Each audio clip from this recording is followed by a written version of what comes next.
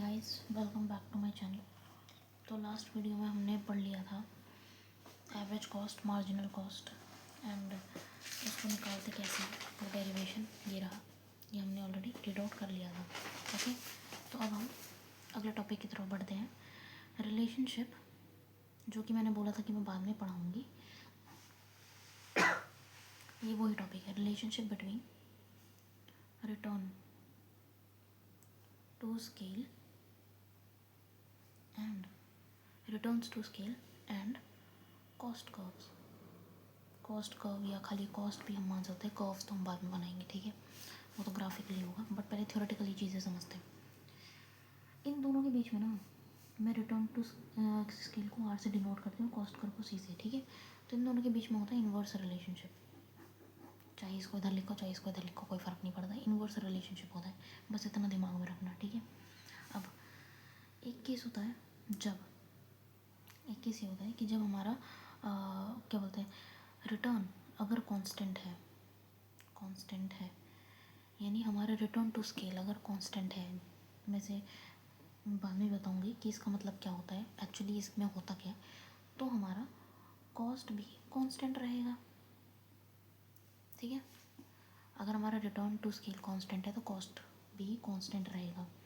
Second case हमारा होता है अगर हमारा रिटर्न हाई है, यानी इंक्रीजिंग है, या फिर हम कह सकते हैं इंक्रीजिंग है, तो हमारा कॉस्ट जो होगा वो लो होगा, ठीक है, या फिर जो हमारा कॉस्ट होगा वो लो होगा या फिर डिक्रीजिंग होगा। ओके, थर्ड केस हमारा ये होता है, क्योंकि इन्वर्स रिलेशनशिप है ना, इसलिए अगर ये बढ़ जाएगा तो ये घट जाएगा ना। तो अगर ये लो है या डिक्रीजिंग है, ठीक है, जिसे हम कहेंगे डिक्रीजिंग रिटर्न टू स्केल, तो हमारा कॉस्ट जो है वो हाई होगा या फिर इंक्रीज कर रहा होगा, ठीक है, क्योंकि दोनों एक दूसरे के इन्वर्सली प्रोपोर्शनल है। तो हम एक एक करके आराम से इसके केसेस डिस्कस करेंगे अब, ठीक है। 3 केसेस बने हैं तो 3 केसेस को इसी वीडियो में ख़त्म कर देंगे और उसके बाद हमारा चैप्टर एंड हो जाएगा, ठीक है। तो हम लेते हैं पहले केस 1। ओके, केस 1 हम लेते हैं। अब इसमें होता क्या है, जहाँ पर हमारा क्या बोलते हैं, इसे हम कहते हैं कांस्टेंट रिटर्न टू स्केल, ठीक है, कांस्टेंट रिटर्न टू स्केल। इसमें क्या होता है, पहला पॉइंट, अगर इफ़ इनपुट डबल्स, मान लेते हैं इनपुट हमारा डबल हो जाता है तो हमारा आउटपुट भी डबल हो जाएगा।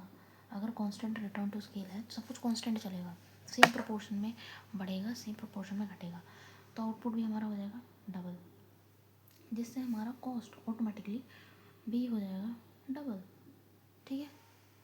कॉस्ट भी हो गया हमारा डबल, आउटपुट भी हो गया हमारा डबल। तो इसकी वजह से जो हमारा कॉस्ट कर्व होता है, ध्यान से देखना, वो क्या होता है, स्ट्रेट लाइन होता है। स्ट्रेट लाइन बताऊंगी मैं भी, अभी इसका ग्राफ बनेगा, ठीक है। तो अब आप खुद ही सोचो, अगर सेम प्रोपोर्शन में इनपुट और आउटपुट बढ़ रहे हैं, ठीक है, कांस्टेंट रिटर्न में, तो क्या मेरे पास कोई मार्जिनल कॉस्ट या एवरेज कॉस्ट निकलेगी? नहीं निकलेगी। ऑफ कोर्स ही बात है, मेरा जितना प्रॉफिट पहले हो रहा था उतना ही अभी भी होगा, क्योंकि इनपुट का भी उतना ही बढ़ रहा है, कॉस्ट आउटपुट का भी उतना ही बढ़ रहा है, तो मेरा कुछ भी जो है कि, और कॉस्ट भी उतना ही प्रोपोर्शन से बढ़ रहा है, तो मेरा कोई भी फ़ायदा नहीं होगा, मतलब मेरे मार्जिनल और एवरेज कॉस्ट में कोई अंतर नहीं रहेगा। Marginal cost will be equal to average cost which will be equal to cost of 1 unit of input 1, ठीक है। ये फॉर्मूला दे रखा है, इसका ग्राफ ऐसे बनता है, जो कि बुक में दे रखा है, बुक में होगा वो फिगर 9.5 से होगा, ठीक है, जिसमें कॉस्ट फंक्शन ऐसा आएगा सी ऑफ वाई, ठीक है। Okay, now here this goes the line जहाँ पर M C is equals to A C is equals to C of 1, ठीक है। ये कॉस्ट फंक्शन है जो हमारा स्ट्रेट लाइन पे, क्योंकि ये हर पॉइंट पे सेम ही तरीके से बढ़ रहा है, ठीक है। ये हमारा हो जाता है इनपुट 1, ओके, ये हो जाता हमारा, सॉरी, वाई हो जाता हमारा आउटपुट, और देखिए ये ग्राफ यहाँ प्लॉटेड है, वाई हो जाता हमारा आउटपुट और ये हो जाता हमारा price, okay, price in dollars, ठीक है। कांस्टेंट रिटर्न टू स्केल में मैं दोबारा रिवाइज करा दे रही हूँ, इनपुट आउटपुट और कॉस्ट तीनों एक ही प्रोपोर्शन से डबल होते हैं, कॉस्ट कर्व स्ट्रेट लाइन होता है, जिसकी वजह से मार्जिनल कॉस्ट और एवरेज कॉस्ट में ये होने की वजह से हमारा सब कुछ कांस्टेंट रहता है। कुछ इस तरीके से ग्राफ बनता है। Keep this in mind, okay, it's very important. इस केस में हमारा कॉस्ट कर्व तो ये होता है। इस केस में हमारा सप्लाई कर्व नहीं बनता है, क्योंकि फर्म कुछ भी क्वांटिटी प्रोड्यूस करेगा मतलब इनपुट डालेगा, उतना ही हमारा आउटपुट भी निकल रहा है, जिसकी वजह से हमारा जो प्रॉफिट होता है, प्रॉफिट वो ज़ीरो के इक्वल हो जाता है। ठीक है, मतलब प्रॉफिट क्या होता है, पहले से और अभी का माइनस, ठीक है, तो वो हमारा ज़ीरो हो जाता है। तो कांस्टेंट रिटर्न टू स्केल में सप्लाई कर्व नहीं होता है, सिर्फ इतना ही होता है। ठीक है, केस नंबर 2 पे पढ़ते हैं ज़रा।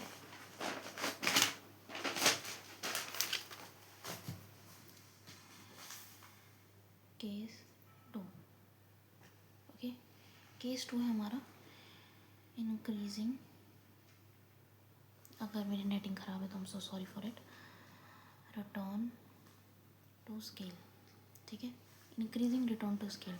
इसमें क्या होता है, इसमें अगर हमारा input, okay, if input doubles, मान लो इनपुट डबल हो गया, ठीक है, तो क्या होता है हमारा, इस केस में हमारा क्या था, अगर इनपुट डबल हो जाता है तो आउटपुट मोर देन डबल। ठीक है, तो आउटपुट हमारा डबल से भी ज़्यादा प्रोड्यूस होगा। ठीक है, और जिसकी वजह से, क्योंकि आउटपुट मेरा ज़्यादा प्रोड्यूस हो रहा है, तो कॉस्ट जो मेरा था, कॉस्ट पर यूनिट, वो गिर जाता है, false.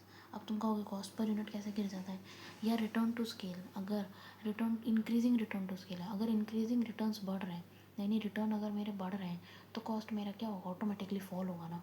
I already told you कि उनके बीच में एक इन्वर्स रिलेशन होता है। ठीक है, डोंट वॉच दिस, उनके बीच में एक इन्वर्स रिलेशन होता है। ठीक है ना, एक तो ये होता है। ठीक है, अब इसकी वजह से क्या होता है, क्योंकि हमारा जो कॉस्ट पर यूनिट घट जाता है, ठीक है, घटता है, यानी ये फॉल करता है, इसकी वजह से हमारा जो मार्जिनल कॉस्ट कर्व होता है वो बिलो एसी होता है, वो एवरेज कॉस्ट के बिलो होता है। ठीक है, किस लिए, क्योंकि कॉस्ट पर यूनिट गिरता ही चला जाता है फिर। ठीक है,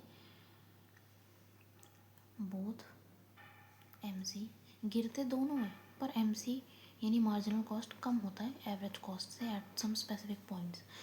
ठीक है, मतलब हर पॉइंट पे मार्जिनल कॉस्ट और एवरेज कॉस्ट बहुत कम होंगे। ठीक है, और in general average cost and marginal cost both decreases as output increases. ठीक है, जैसे जैसे आउटपुट बढ़ता है वैसे वैसे इनपुट मार्जिनल कॉस्ट और एवरेज कॉस्ट डिक्रीज़ करते हैं। ठीक है, अब इसके कहने का मतलब ये है कि टोटल कॉस्ट राइजेस, इस लाइन के कहने का मतलब ये है कि total cost rises slower then output grows. ठीक है, टोटल कॉस्ट जो है कि आउटपुट से कम स्लोली ग्रो करती है, मतलब वो जो है कि घटती है। ओके, एवरेज कॉस्ट हमारी जो है कि डिक्रीज़ होती है, तो हमारा आउटपुट इंक्रीज़ हो जाता है। इस लाइन के कहने का मतलब ये है कि दोनों में फ़र्क होता है। ठीक है, ये धीमे धीमे धीमे धीमे काम चलते हैं। इसका बताऊँगी, ये इनपुट डबल का ऐसा हैगा कि आउटपुट डबल हो रहा है तो कॉस्ट पर यूनिट फॉल होती है, तो ये जितनी जल्दी हमारा आउटपुट बढ़ता है ना, उससे कम देरी में हमारा कॉस्ट फॉल होता है। ठीक है, ओके, नाउ इसका ग्राफ बना रखा है बुक में। ठीक है, जो कि है एक कॉनकेव कर्व। तो इंक्रीजिंग रिटर्न्स में IRS में जो हमारा ग्राफ बनता है वो होता है कॉनकेव कर्व। ठीक है, सीरियस, ये कर्व दे रखा हैगा, ये कॉनकेव कर्व हैगा। इस पी पॉइंट पे इन्होंने टोटल कॉस्ट और मार्जिनल कॉस्ट निकाली है। ठीक है, टोटल कॉस्ट का कर्व है, मार्जिनल कॉस्ट और एवरेज कॉस्ट निकाली है। इस कर्व की जो टेंजेंट है, यानी L2 की जो स्लोप है वो है मार्जिनल कॉस्ट, और यहाँ से जो स्लोप आ रही है वो है एवरेज कॉस्ट। ठीक है, तो एवरेज कॉस्ट ज़्यादा रहेगी और मार्जिनल कॉस्ट कम रहेगा। Marginal cost is below than average cost. ये हो गया।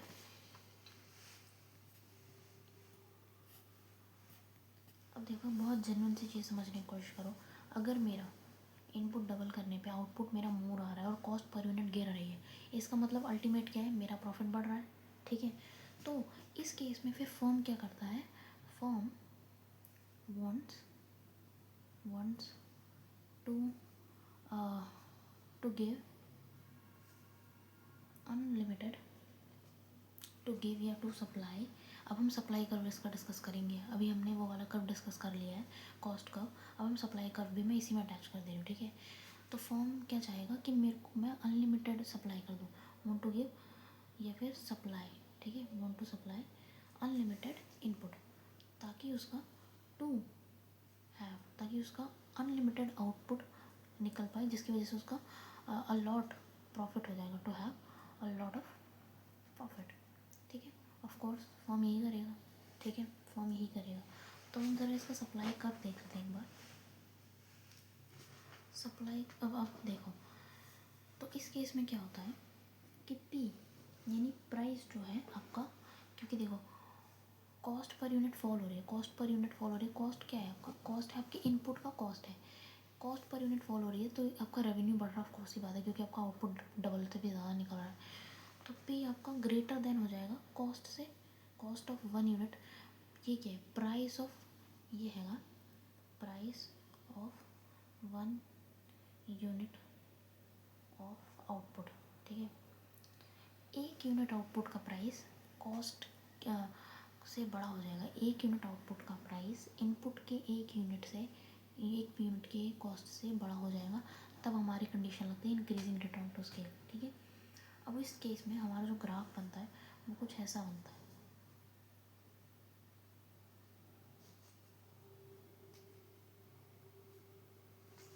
ठीक है, इस केस में हमारा ग्राफ कुछ ऐसा बनता है, जो कि हमने यहाँ पर डायरेक्टली लिखा है MC इज़ बिलो AC।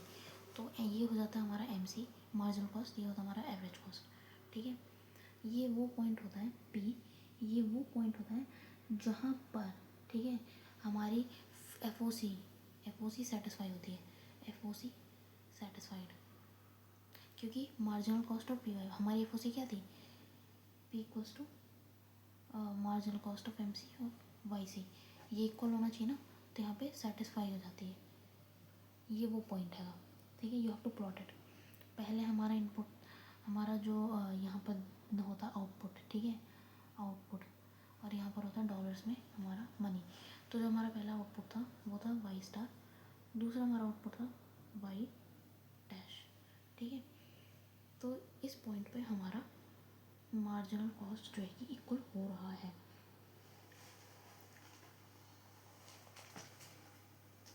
अब हम अगला केस पढ़ते हैं, case 3, decreasing return to scale. Okay, decreasing return to scale में सिंपली होता क्या है, देखो कंपेयर करते हुए चलेंगे। इंक्रीजिंग रिटर्न टू स्केल में क्या होता था कि जब हमारा इनपुट बढ़ता था, ठीक है, तो हमारा आउटपुट डबल हो जाता था, डबल से भी ज़्यादा।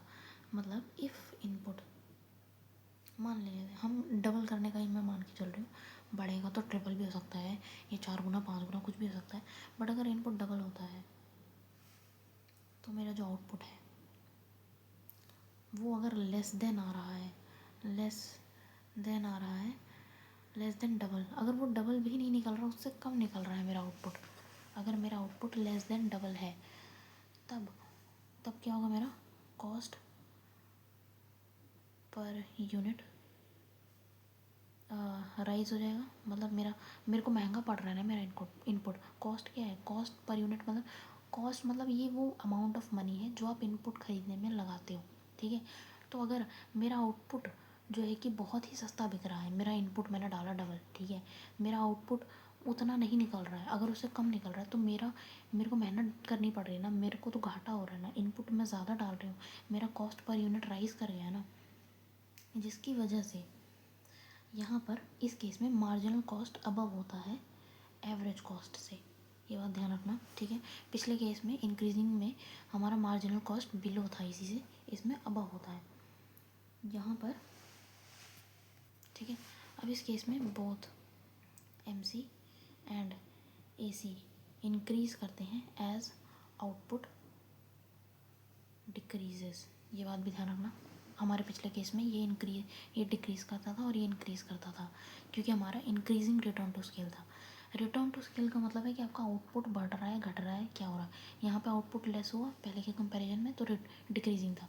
पहले में क्या था, आउटपुट ज़्यादा था तो वो इंक्रीजिंग था।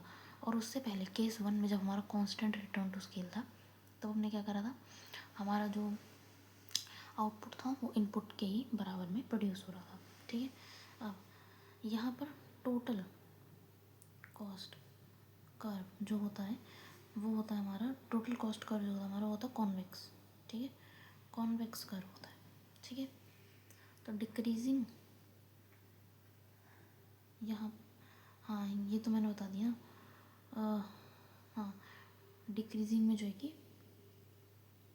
Decreasing rate of return to scale, sorry, decreasing return to scale में जो कॉस्ट कर्व होता है हमारा वो होता है convex, this is convex, I am so sorry. ठीक है, वो कॉन्वेक्स होता है। एक अगला पॉइंट, प्रोडक्शन बिकम्स, ये बहुत मेरा हाथ हिल रहा है, आई am so sorry. Production becomes, this is becomes, okay, becomes in efficient.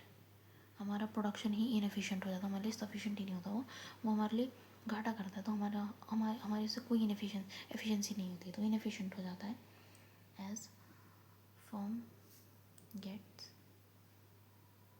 To big, ठीक है, फर्म अगर बी हो जाएगा तो उसका आउटपुट कम आएगा, इनपुट आप ज़्यादा डाल रहे हो, जिसकी वजह से आपकी इनएफिशिएंसी हो जाती है, जिसकी वजह से आपको बहुत भारी पड़ता है, आपको घाटा ही हो जाएगा। ऑफकोर्स आपका फर्म जितना बड़ा होगा ना उतना ज़्यादा आपको घाटा हो जाएगा इस केस में।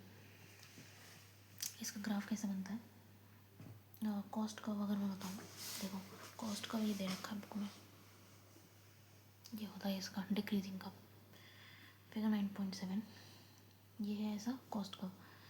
L1 की स्लोप है एवरेज कॉस्ट, L2 स्लोप है कॉस्ट कर्व का, वो है मार्जिनल कॉस्ट। तो मार्जिनल कॉस्ट एवरेज कॉस्ट से ऊपर है। ठीक है, ये रही इसकी एक्सप्लेनेशन। और CY है हमारा टोटल कॉस्ट कर्व। ठीक है, आई होप इतना समझ में आया होगा।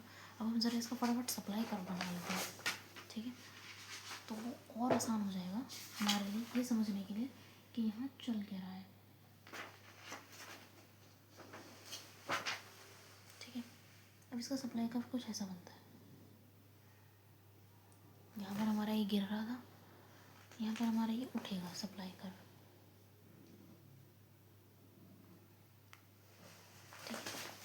Let me make it visible, yes, okay. हमने एक प्राइस फिक्स कर रखा है ऐसा करके, ये हमारा प्राइस है। हमारा MC होता है आगे, जो कि होता है हमारा सप्लाई कर्व। ये फिगर में भी दे रखा है, figure 9.10 9.10 sorry, okay. And this, ये जो शेडेड पोर्शन होता है ये होता है हमारा प्रॉफिट, ओके। शेडेड पोर्शन जो होता है हमारा होता है प्रॉफिट। ये वाला नहीं है इंक्लूडेड, ये शेडेड इंक्लूड नहीं, सिर्फ ये वाला, ओके। ये rectangle, if I am not wrong this is visible, हाँ ये rectangle is the profit area. ये वाइड है, ये वाई स्टार है। जब हमारा प्रॉफिट, हमारा जब प्राइस इतना था तो वो मार्जिनल कॉस्ट को टच नहीं कर पा रहा था, जिसकी वजह से एवरेज कॉस्ट पे ही था।